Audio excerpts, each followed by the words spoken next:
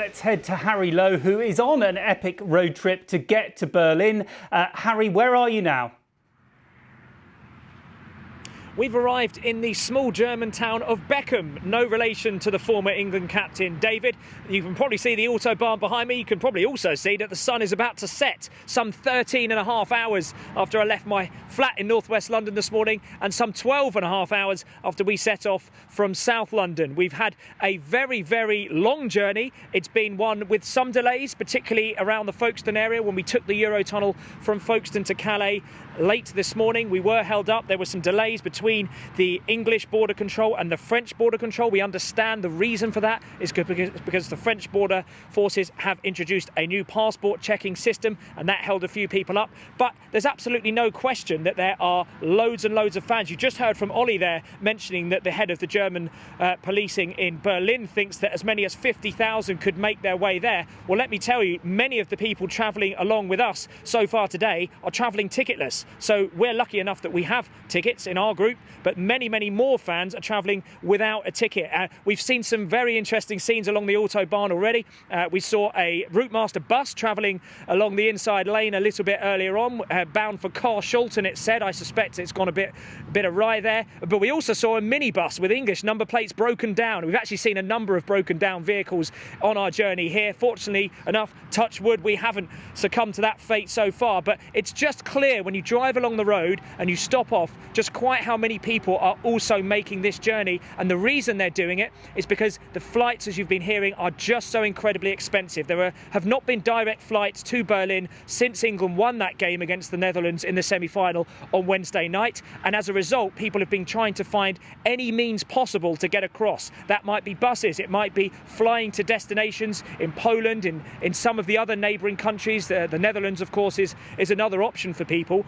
Some of the flights I saw involved changing in places like Turkey and Mallorca, and of course people aren't going to want to do that, and particularly with the high cost involved and the potential risk. Okay. Harry, thank you very much. Yes, it's been a very, very challenging journey so far, and I've got to say the atmosphere we've encountered so far has been absolutely terrific from minute one. And actually, I'm going to talk to some of the fans who've been making this journey with me now.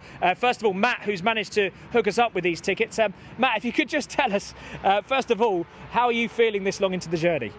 Well, I was just remarking, actually, I can't decide what I'm more excited about. I'm meant to be getting married in 2 weeks, and I'm not going to answer the question of what I'm more excited about right now. But right now, I'm just looking forward to dinner and then get some sleep, and then hopefully get some sleep ahead of tomorrow. The question is, do you think we can do it? And by that I mean arrive in Berlin in time. I'm more confident about arriving in Berlin than the result tomorrow night. What's your prediction?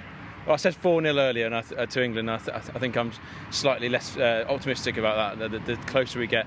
And what's your reaction been to some of this build-up, some of these comments we've heard from Southgate and Harry Kane in the last hour? Well, I mean, this is the culmination, I think, of potentially both their England careers, right? Harry Kane's clearly not going to be in his prime in 2 years at the World Cup, and Gareth Southgate probably his last match as England manager. And he's saying, look, I've been here before. He's fairly confident. He feels at home, right, even though he's in Germany. So I think, it's his last stand, isn't it? His last dance, and what will be, will be.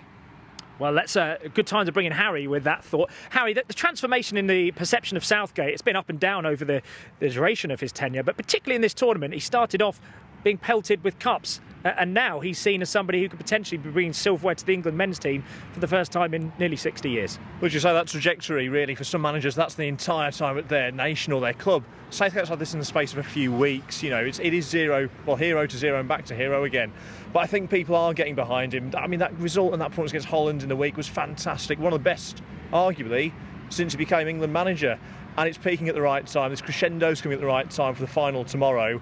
Everyone will be behind him, and he's showing why he's been so relatively successful so far. And everyone's hoping that he can go one better and win the first trophy, the first tournament for England since 1966. What have you made of the response from fans here so far?